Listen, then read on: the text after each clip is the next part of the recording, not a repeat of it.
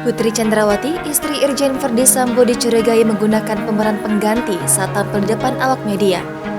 Kecurigaan masyarakat bahwa istri Irjen Verdi Sambo menggunakan peran pengganti ini setelah terlihat adanya perbedaan antara wanita yang muncul di layar kaca saat berada di Makobrimob dengan foto Putri Chandrawati yang beredar di media sosial.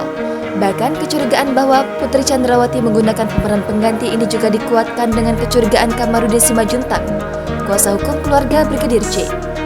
Menurut Kamarudin, wajah Putri Chandrawati yang beredar di media sosial berbeda dengan yang hadir di Makobrimob. Menurut Kamarudin Simajuntak, wanita yang hadir di Makobrimob dan mengaku sebagai istri Irjen Verdi Sambo lebih mirip dengan Sarmauli Simangunsong.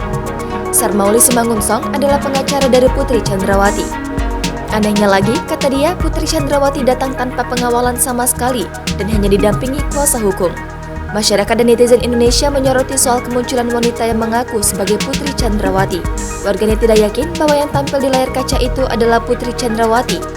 Sebab masyarakat menyebut ada beberapa perbedaan mencolok antara Putri Chandrawati dengan wanita yang muncul di layar kaca.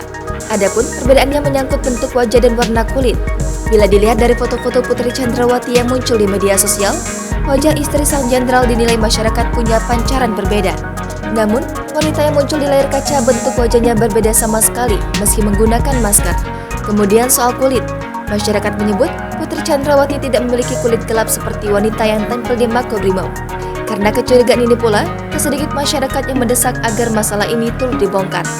Benarkah perempuan yang tampil di depan media adalah Putri Chandrawati atau cuma pemeran pengganti? Jangan lupa subscribe, share, komen, dan like ya.